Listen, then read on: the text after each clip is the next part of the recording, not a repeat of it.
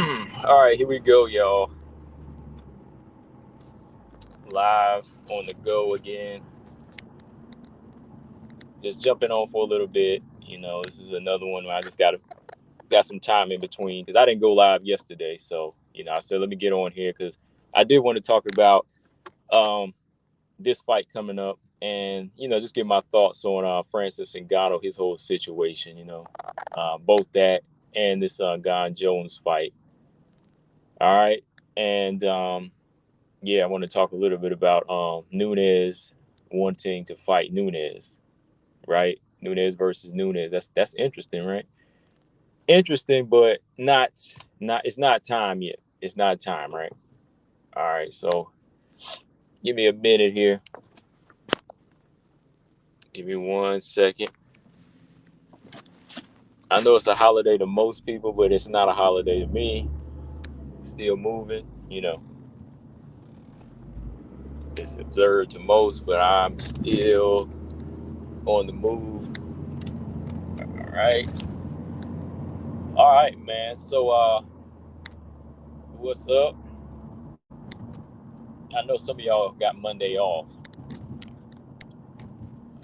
Most of y'all got Monday off, not me though.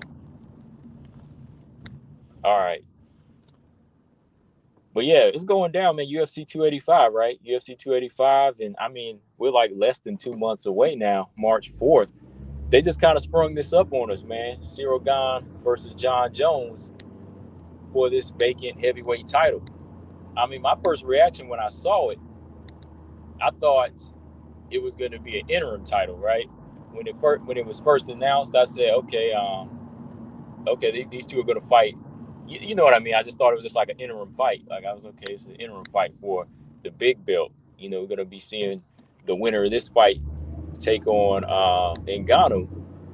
But then, as I read deeper, when I posted that picture up a couple of days ago, it said Ngannou parted ways, and I was like, dang, okay, all right, that's wild. But it was coming down to that. And I have to say, I respect Ngannou's choice. He's just letting you know that look, he's not letting the UFC run him like that. He wanted what he wanted. He didn't get it. So he said, "Hey, I got what I could out of this place, this organization. But when it comes down to it, if they're not playing fair and they're not giving me what I know I can get or what I'm worth, hey, I can do better without them." And I like that way of thinking, man, because once you let somebody like the UFC, yeah, they put on the best fights and they're considered like the organization with the best fighters. But if you can continue to give them that power when you already know your own worth, because you are why people tune in. Dana White is not why we tune in. Um, you can do whatever you want. You can go wherever you want. You don't have to be under his power. So, hey, I respect Ngannou's choice in that. I mean, he's got other options now. He's got a brand. He's got a brand that he can carry, and you're not at the age. He's not necessarily at the age where he can continue to just. You got to get it now. That's my point. He's got to go ahead and get it now. Like he's got to get it because you never know when your body can fail on you as well, right? You got to go ahead and get it at this age that Francis Ngannou is at, and you got to keep it going. So if he feels like the UFC can't do it for him, the minute he becomes a free agent, everybody's gonna want to try to grab him up or whatever and send him some type of offer. And they can do better than what the UFC is doing, because you got to remember the UFC, they pull in a lot of money, but that don't mean that the fighters are seeing that money. A lot of these fighters, they're not millionaires, and a lot of these fighters, they're not 100,000aires. You know what I mean? A lot of these fighters aren't 100,000aires or millionaires. So that's how the UFC stays fat. So somebody like Ngannou, he doesn't want to be a company man. He doesn't want to just help make the company rich. He wants to be rich, right? You want to be rich, right? You want to be taken care of, not just your company. So Ngannou's thing is, okay, if you're not giving me my offer, hey, I'm a free agent now. I can go, and somebody else, they can give me what I want, and I won't have to put my body through hell, and I won't have to continue to just put on shows for you and not be rewarded and not be not be paid by my worth, right? But yeah, that's how I feel about Francis Ngannou. I mean, there were still some fights I would have loved to seen him in. Like I would have loved to seen that rubber match with Stipe, even though I think he would have probably put Stipe out again. You know, Stipe's been out for since that knockout loss. So eventually I thought that would have been a good fight. You know, there was a lot of good fights for Francis, but with what Dana wasn't trying to pay him, well, what did Dana say? Dana said that they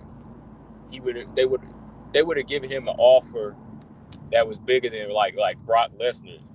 And I'm thinking, like, how long ago was that, right? Like, what was that, like almost a decade ago? Like, are you comparing the amount you're going to pay him like to something that you paid Brock Lesnar that was considered a hefty amount back in the day? So he would have been the highest paid heavyweight, but he wants to be like one of the highest paid fighters by today's standards, right?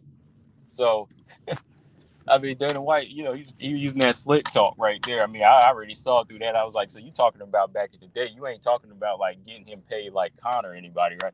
Hang on one second.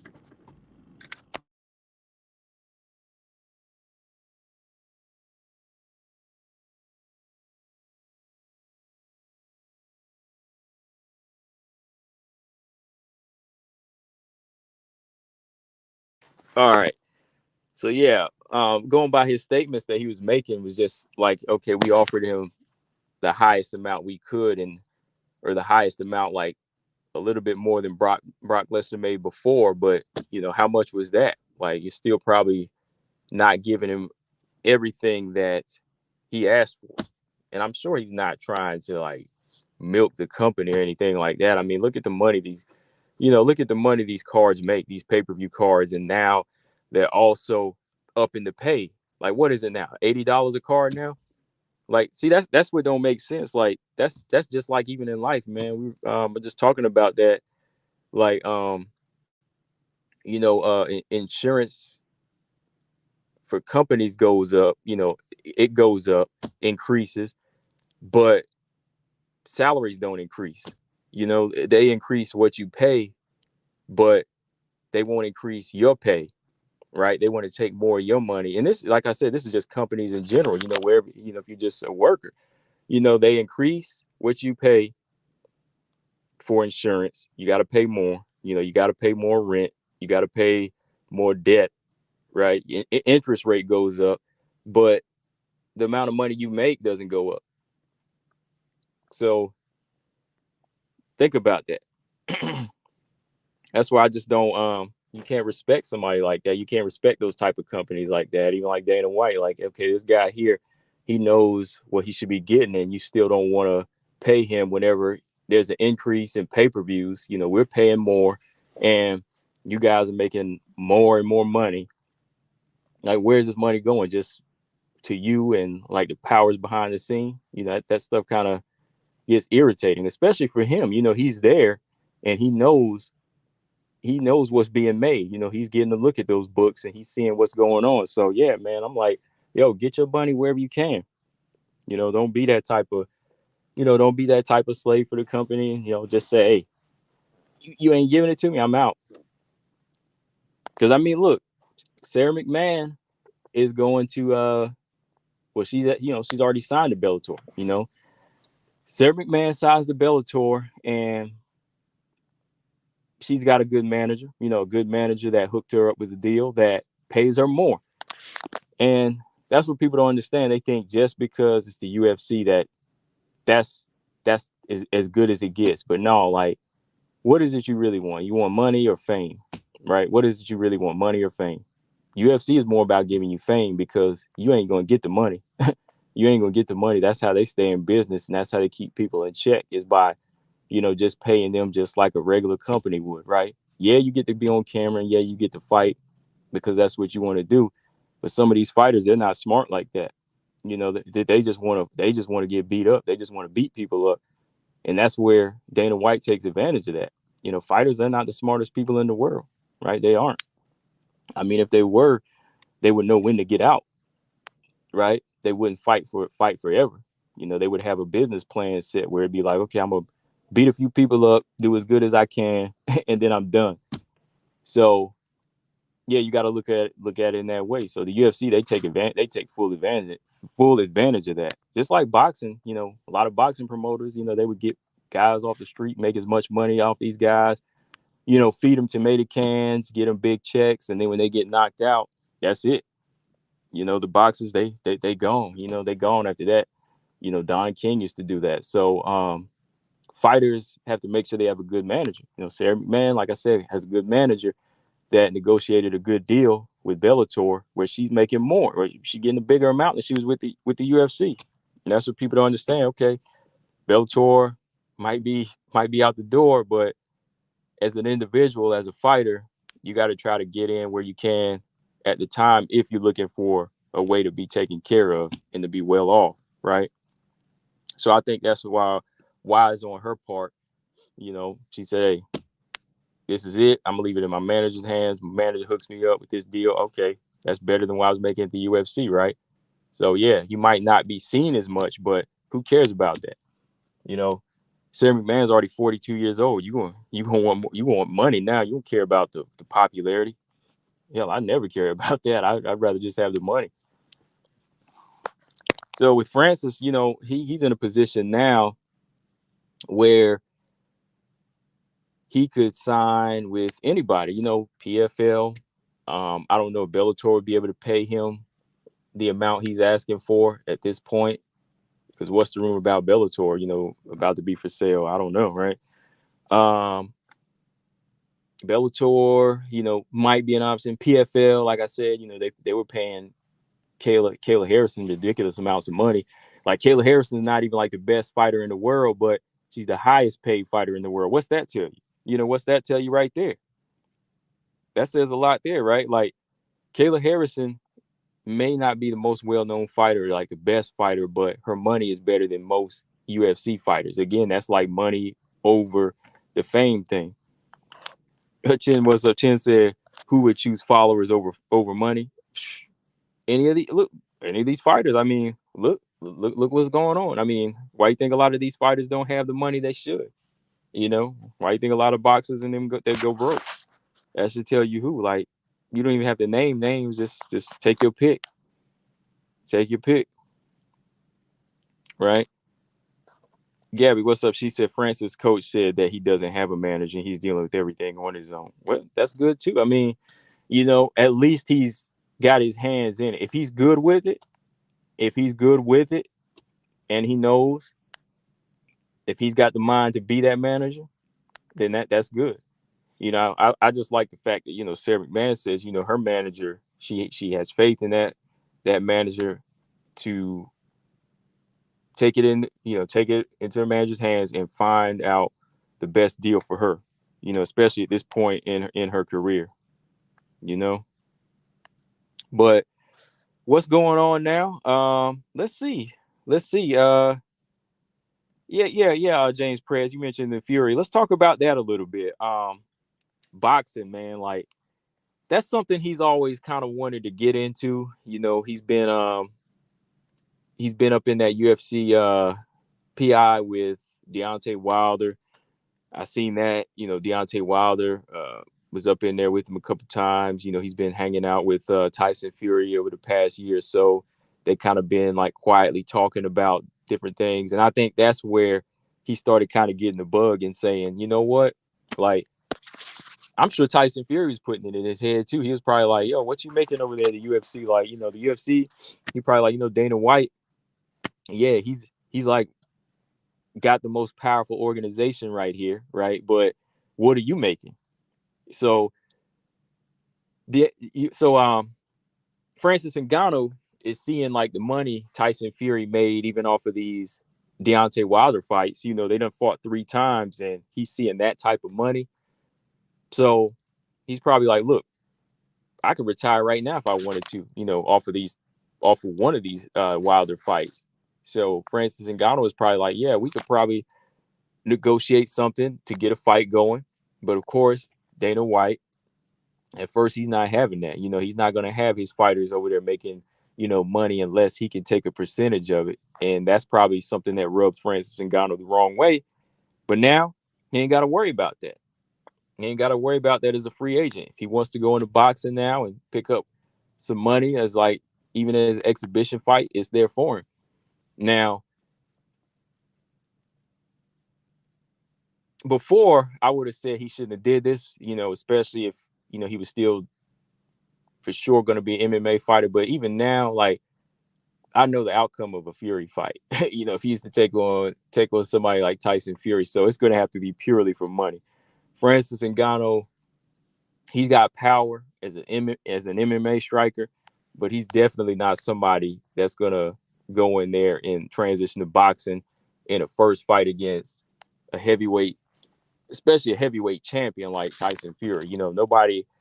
Nobody right now moves like Tyson Fury.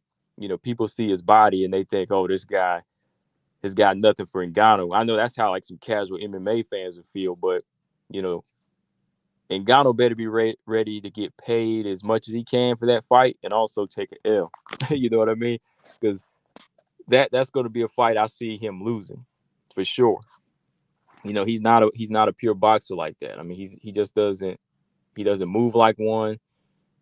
He's a guy that loads up, and he's not used to a guy like Tyson Fury that's elusive and can and move with his size and just lean on you and put all his weight on you. So that's going to have to be like a move that he does, I think, just to kind of cap off his career. So maybe if he's done with fighting, he could just cap it off with a pair of Tyson Fury fights or something. I know people were talking about BKFC was trying to reach out to Francis Ngannou. I'd be like, I don't know, man. Like, can they pay him? Well, they did pay. They did pay Paige Van Zandt. I mean, I don't know how much Paige Van Zandt was getting with the UFC, but didn't Paige Van Zandt say she was making a lot more? Like, they gave her a ridiculous amount of money, like a lot more than what she was getting with the UFC. So why not, right? Maybe they could. Like, with the money they earn, and like again with them as well, like the money they pay their fighters, does it amount? Would it? Let me see. Let me think, because I'm trying to add this up here, because who else is like a big star over there? Like even like Mike Perry and them guys, they're not making like crazy amounts. But when they picked Paige Van Zandt up, yeah, her words were that they were paying her a lot more than the UFC was. So I don't know. For whatever he's asking, I think maybe they could meet him halfway, Francis Ngannou, that is. But I don't know if they could get anybody to fight him. Like, for real. I don't know if they could get anybody to fight him, though, man. Who'd want to fight him in bare knuckle boxing? I mean, that dude, he'd probably be taking some heads off. Like, who's like some of their biggest heavyweights over there that could fight him in BKFC? That's something to think about, too. Or he could always go to some crap like the power slap. What is that? Power slap crap, man. I was like, nah, that's a joke, man. We ain't gonna talk about that junk, man. We don't talk about that junk over here, man. I was just messing around. Like, no, Francis would be taking heads off in that slap crap. That's what I'm gonna call it, slap crap league. Okay, slap crap league. Slap crap league. He'd make a killing off of that, literally. But we ain't messing with that, man. Mike Perry probably make much more than the UFC. Yeah, he probably does too. He probably does. He probably makes a lot over there. And I know Paige said she was making like double or something like that. A lot more than what the UFC was giving her. And that's what it is, man. Like when you're at the UFC level, you're at a high skill level of fighting, right? But you're not going to get paid crazy unless you're like a entertainer, unless you're like a star, you're like a heel or something like that, right? You're not going to get a lot of money unless you are one of those standouts. So in the meantime, you have to take that time in the UFC to build your own brand so you can leave and you can carry your own weight. You know, you can carry your own weight, however it is, whatever your niche is. You know, you have to carry your own weight and get money out of the UFC. Again, remember the UFC makes a lot of money, but the company makes a lot of money, but the fighters don't. All right. He said Dana would rather create a bunch of BS than pay the fighters. Right. That's what he's kind of been doing. You know, he's just been creating a bunch of circus crap that, you know, he's seen off of viral videos, like off of TikTok and off of YouTube and Twitter. You know, they keep reposting this kind of crap, this delinquent crap of, you know, people slapping each other. And now he wants to dabble in that. He wants to invest his money in a league of slapping. Slappy White. That's what I'm gonna start calling him, Slappy White. For more than one reason, right? Slappy White. Yeah, he wants to invest money in that, but you wouldn't want to pay your fighters. Paying your fighters, you know, you probably get a lot more happy fighters and loyal fighters to you. So I don't know, man. As far as let me see how much time I got here. I might save this John Jones and Cyril Gane talk because well, I'll talk a little bit about it because I want to talk about this Nunes here over here calling out Amanda here. Yeah, real quick with John Jones though, man. John Jones been out for 3 years. Like, what's y'all's take on this fight? John Jones coming back March 4th, right? UFC 285 against Cyril Gane. That's a big. I mean, I got to give John credit, man. Like, I know he's been working behind the scenes. You know, he's been gaining that mass, gaining that weight, and you know he's really been working on his wrestling over here with Cejudo's camp. You know, improving in the right things, studying Cyril Gane, just getting his body acclimated to the weight, which is smart. But he's going right in there against a big guy, man. You know, he's going against the elite after 3 years off, right? So, does he get like a pass? I mean, he is considered the greatest in the UFC, right? He's considered one of the greatest MMA fighters of all time, right? But should we be worried about him the same way we're worried about Suarez in some manner? Like, I know, look, two different fighters. Suarez has never got a chance to touch a belt, and she had injuries, right? She had some serious injuries, but John Jones is going to heavyweight. You know, he's going against, if not probably what we say now that Ngannou is gone, the number one heavyweight, right? He's going against the number one heavyweight right now. So they're similar situations, but then again, they're not. But I'm kind of getting that same feeling like I do with Suarez. But I'm a little bit more relieved for Suarez because she's fighting an unranked fighter, and it's a winnable fight, right? Like Montana is not a Cyril Gane. I almost said cereal. You know, she's not a Cyril Gane. So there's not much worry there. I'm more worried about her having an injury in a fight, right? I'm more worried about her having like an injury in the fight versus her opponent doing damage to her. Okay. But what comes into play with him is he's taking on probably the best striker he's ever faced, right? Yeah, I almost said cereal. Colton says Suarez has a far easier matchup. Yeah, right. Yeah, hers is more based off of, I think, her injuries to me, like making sure she's good.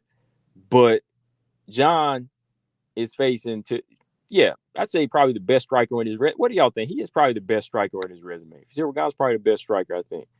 You know, he hasn't dealt with the fast, athletic striker like this, especially at a big weight. You know, so you got to think about those things. Coming right back after 3 years off against the top level heavyweight. I don't know. Oh, BJ, what's up? He said Montana can hurt Suarez. Not like Cyril Gane could hurt Jones, though. Like, I'm more worried about Suarez just like having an injury versus like Montana hurting her. That's not really even the thing. Like, I'm not really worried about her in that manner. Like, I'm glad she's fighting Montana because that's an unranked fighter. Now, if she was fighting the top 10, I would be worried. But for John, even if this is John Jones, he was dominant at light heavyweight. And in his last few fights, he wasn't like the best John Jones. Who was his last fight? Dominic Reyes. Which was a fight he went to the hospital in, like, with his legs kind of chewed up. Was that the Thiago Santos fight? No, no, I'm not talking about the Gustafsson fight that was years ago. I'm talking about most recently, like his most recent fight. Which one sent him to the hospital? The Thiago Santos or Dominic Reyes? With Dominic Reyes, that was a close fight. I know that one was a tight fight, but I'm trying to think it was a Thiago Santos. Yeah, Sink said Santos. Yeah, the Santos fight. Yeah, that fight he didn't really look too sharp in. And he hasn't knocked anybody out in like 5 years. And that was like the Gustafsson rematch, you know? So he hasn't really been up to par, like on his striking at that level. Like, I think in his later fights, he's just kind of been plodding forward a little bit, you know, picking some of his shots, you know, a couple front kicks here and there. And I think a guy like Gane would give him trouble on the feet, man, big time. Like, just his movement. And I'm just looking at his leg kicks right now, Cyril Gane's leg kicks, and what kind of damage they would do to John Jones' legs. Like, what do John Jones' legs look like right now, like at heavyweight? That's why I got to see. Like, he never had like the most massive legs, but what are they going to look like at heavyweight? Like, I haven't seen like a full shot of his physique at heavyweight either. Like, I seen some of the YouTube shots and the documentary shots with him in Cejudo, you know, training, but I haven't seen like a full out, you know, a good wide shot, a good long, you know, a good long shot of, you know, just his physique. You know, I haven't seen that, like what he looks like altogether as a very, you know, from from the neck down, you know, with this added weight. But most of y'all see say Gane 6, an easy win for John Jones. What manner of what type of style do you think it's going to take for John Jones to make this easy though, man? Like, is he going to be able to wrestle? Is he going to be able to use that weight? Like, what you think, man? What you think, Six? Is this going to be like a? Is this going to be John Jones um, being able to clinch Cyril Gane, neutralize his movement, and take him down?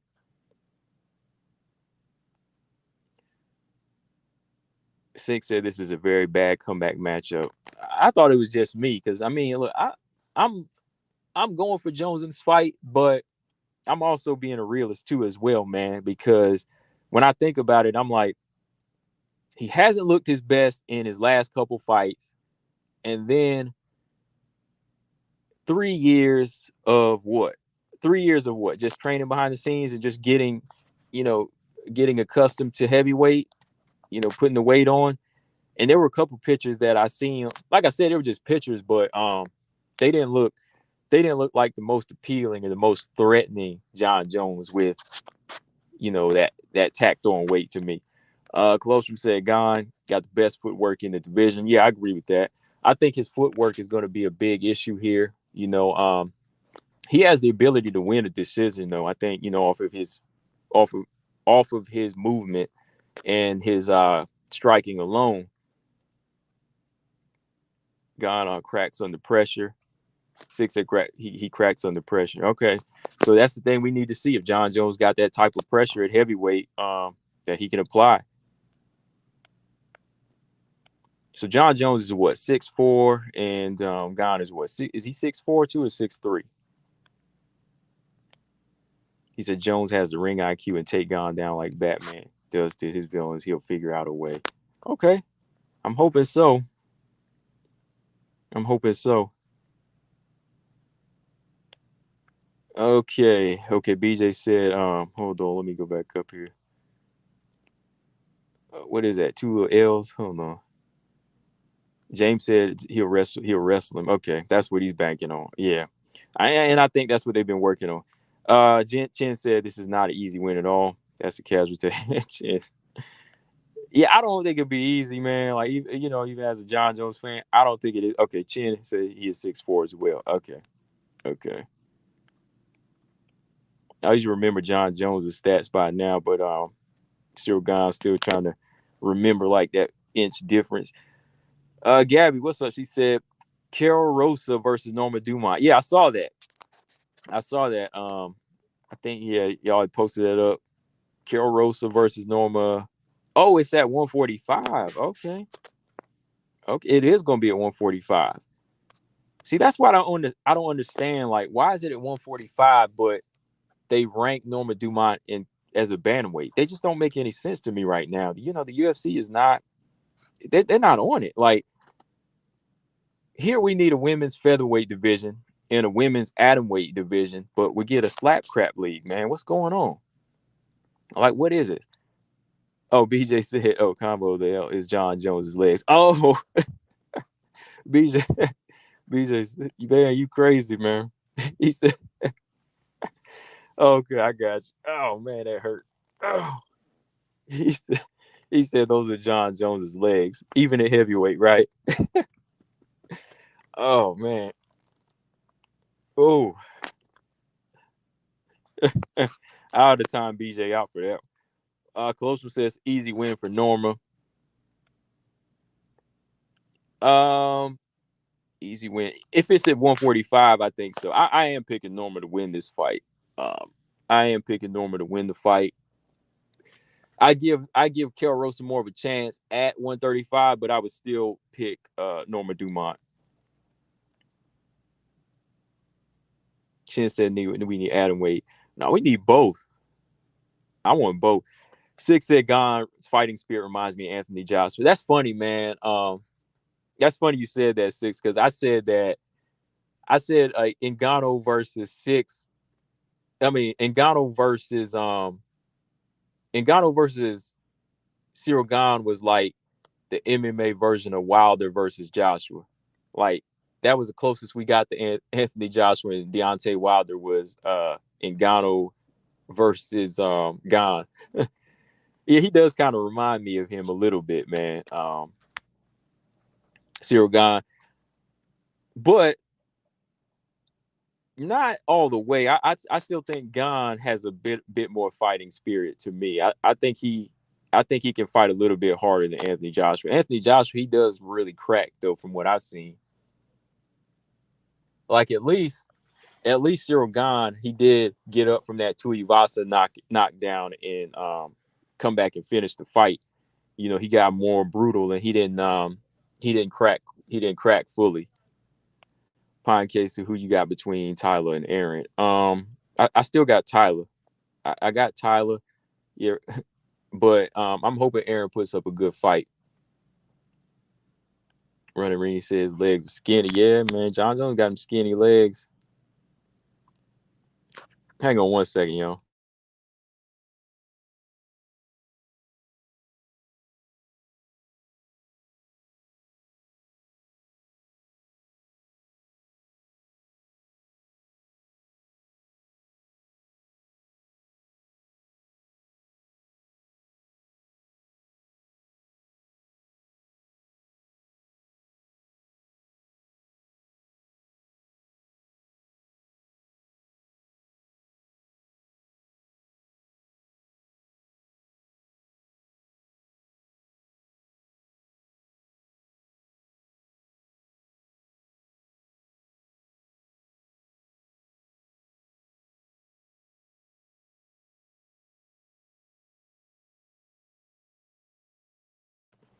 All right, y'all. Okay, so one more thing before we get out of here. Running Rini says she's going for John Jones. James Perez said Ngannou made Gane quit. I don't really think he made him quit. Ngannou brought that out of Gane.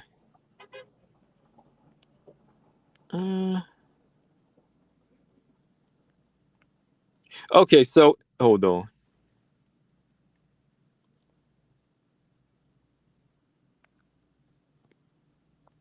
BJ said, "Oh, BJ said I know who blocked you." Dang. I was just going back through some comments. Running Ring, he said, we blocked you.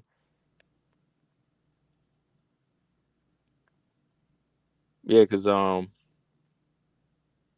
sometimes when comments stop showing up, you'd be like, oh, what happened? Then you don't even know somebody done blocked you on the slide. You'd be like, what's going on? And I mean, like, Running Ring, like most of y'all in here, like, y'all don't be talking too reckless. Like, y'all know who the reckless people are. Like, the ones that come in with multiple accounts and just be talking mad trash. Like, they're the ones worth blocking. Like, I don't even like have to block too many people. That's why I'm like, I haven't seen anything worth blocking. Well, even over there on his stream, I didn't see anything worth blocking. So I was like, what's going on? Six said Ngannou showed that when Gane has that, I can't figure it out in here. I think leading up to this fight, we're gonna watch some fights of John Jones and Gane. We're gonna watch some. We're gonna break down some fights. We're gonna take a little left from WMMA. We're gonna go to MMA if y'all want to do that. Who want to do that? We're gonna do some round by rounds of John and Cyril Gane in the next coming months. Gabby said breaking news: Waterson versus Pinheiro for UFC 287. I'm gonna post that right here. Let's start this comment. Gabby said Waterson Pinheiro. I'm actually rooting for Waterson in that fight. That's just me though, I gotta rock with Waterson though.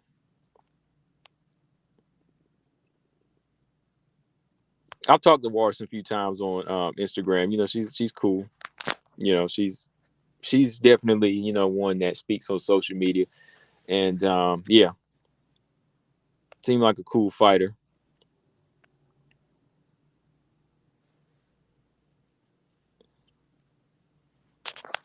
I think Nunes will judo her to death. All right, let's talk about this a little bit. I'll probably come back later because I'm pressed for time here. Nunes versus Nunes. So Josiane Nunes said, look, she said that's the plan. Josiane feels well in both weight classes. All right. She feels good at 135 or 145. She said, we're gonna get the featherweight belt and then move back down to bantamweight. All right. So her goal is to stick this thing out at featherweight because it's slim pickings.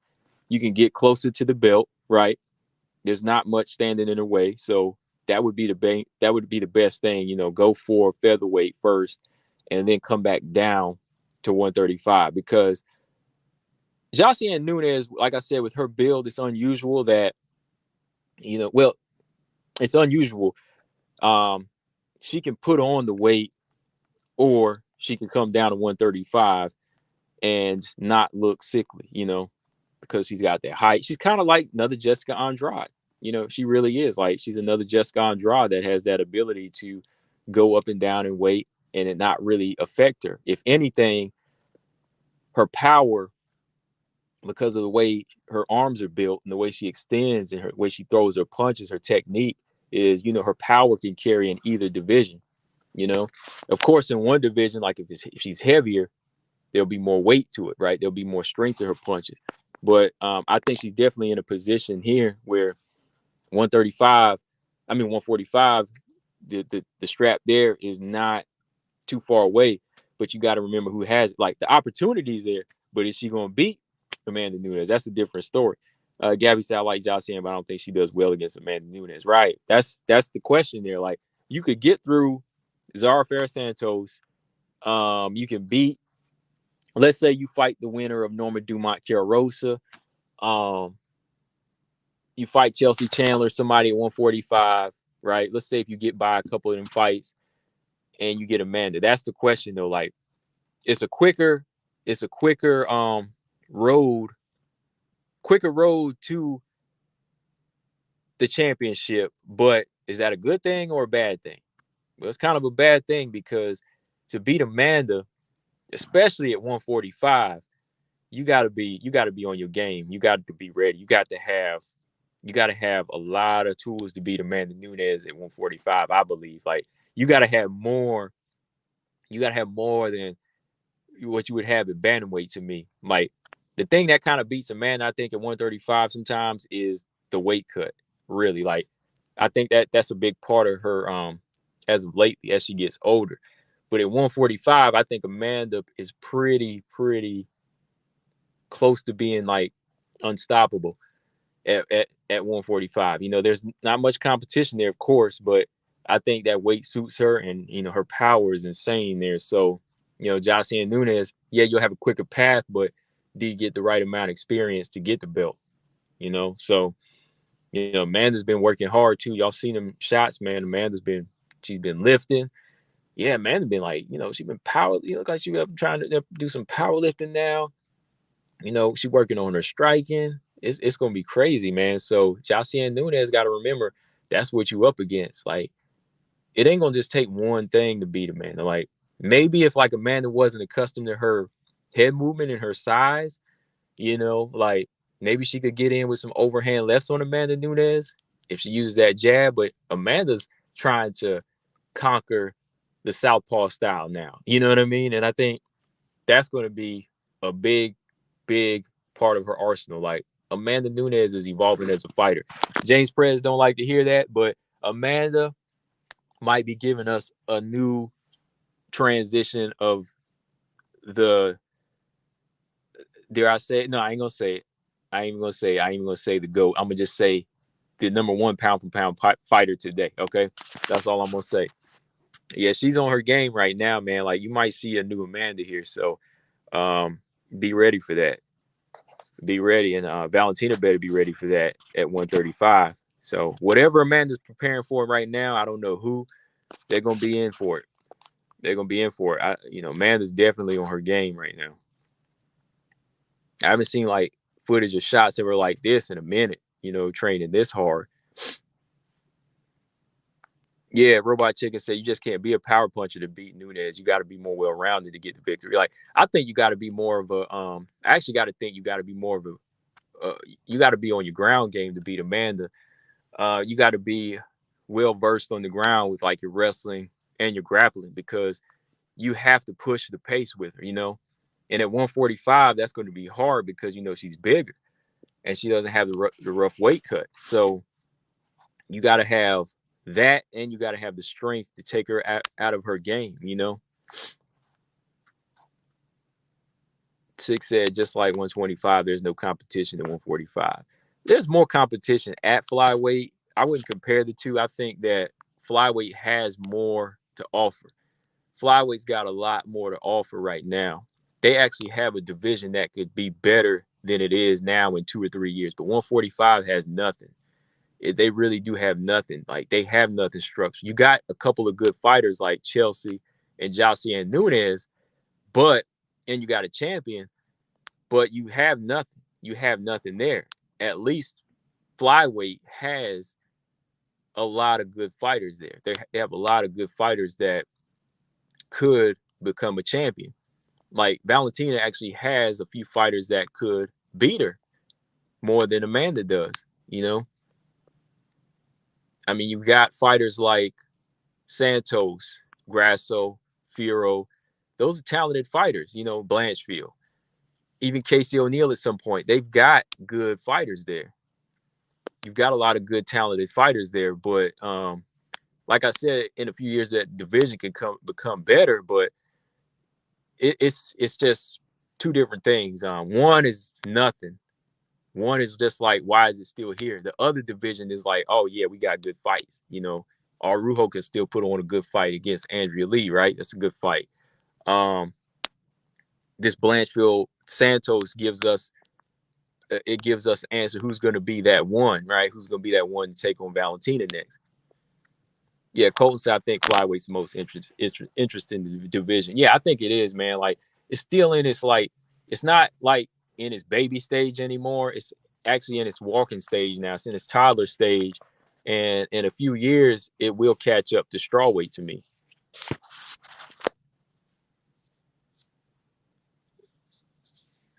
Yeah, I think so too. Yeah, like 145, I think, they need to invest in it. I mean, there's a lot of big women out here that can make that division. Like, the women that you're killing to make 135 can make featherweight. Like, there are fighters there. There's a lot of big women out here that can make that weight. There's a lot of big women that can make that weight. Jocelyn versus Eileen Perez is the real money fight. Oh man, that's a highlight reel for Jocelyn Nunes right there. Eileen Perez gonna come in talking crazy, and she gonna get waxed out. Six said flyweight has more fighters, but it's still equivalent to the featherweight division. Nah, not at all. Like, you got good fighters, man. You got good stock there. You got Grasso. That's still a girl that can make some money for the UFC.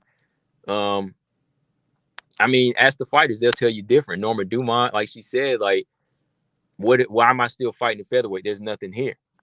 At least flyweight has 15, the top 15 plus like 20 other flyweights. Like, equivalency, nah, I can't even put that there. Like, equivalent how? Like, they're not. Like, if anything, bantamweight is on the road to featherweight in some ways. BJ said, Pacheco.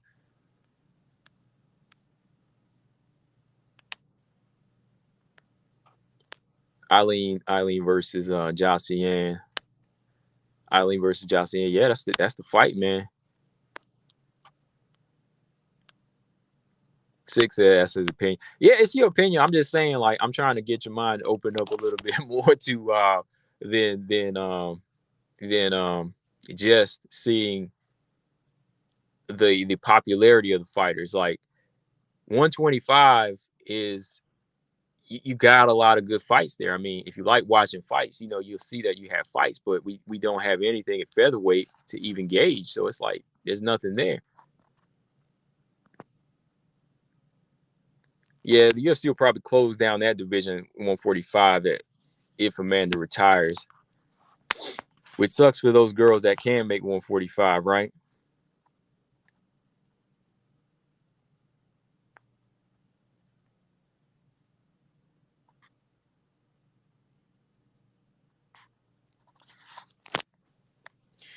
Yeah, man. We'll see though. We'll see what's going to happen with Amanda Nunes versus whoever. Rocky wants her shot. We'll see how that plays out, y'all. But yeah, I'm about to get up out of here. I just wanted to come on and do a quick one here. About 40 minutes or so. I just had some time to spare.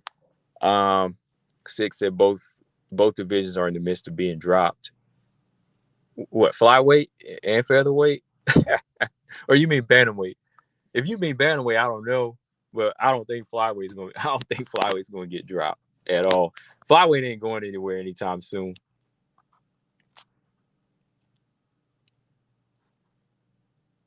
Colton said, "Do you think Amanda versus Val is likely?" It's likely this year. I don't think it's likely this next fight for either of them. Not whenever Amanda Nunes has a couple people to choose from now.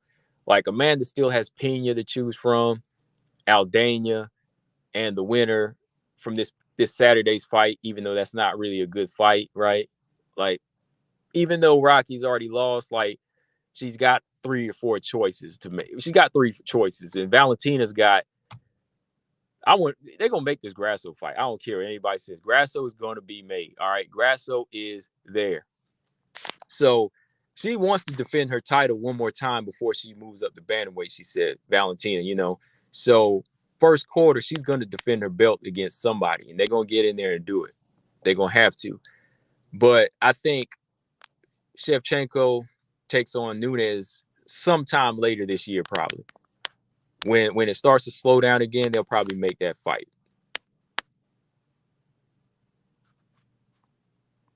Six said heavyweights in the world are usually the most impactful division, men and women. Oh, yeah, of course, yeah. Like boxing, if you go all the way back to boxing, heavyweight is heavyweight. You know what I mean? Like, heavyweight was boxing for years. Heavyweight was boxing from the 1800s on, like all the way up to the 1990s. That's when you have your division, right? That's where you knew boxing, heavyweights.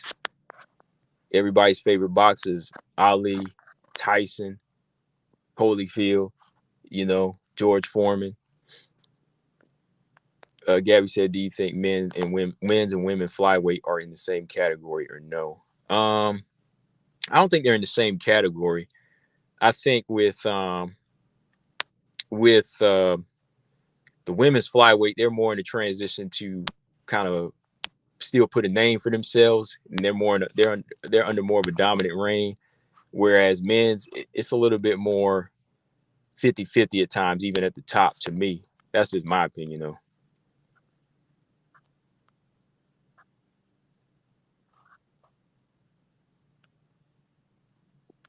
Pine case, I feel Amanda would finish Valentina this time around. Still, that's it's still hard for me to say she fully stops it though. I mean, if she knows what she did the last couple of times, she'll do it. She'll break that wall down. She'll take more chances. Yeah, Jones ain't fought in what, 3 years, right? Yeah. But I'm out, y'all. I gotta roll now. I'll catch y'all probably tomorrow and Wednesday. We'll be on doing some stuff. I'm out. Make sure y'all hit that like button. I still got like 20 of y'all. Hit that like button, y'all. I'm getting out of here. And subscribe if you haven't. And if you missed the show, come back and comment later and give me y'all thoughts on situations with these fighters. Combo Breaker 99. I'm out. Subscribe. Peace.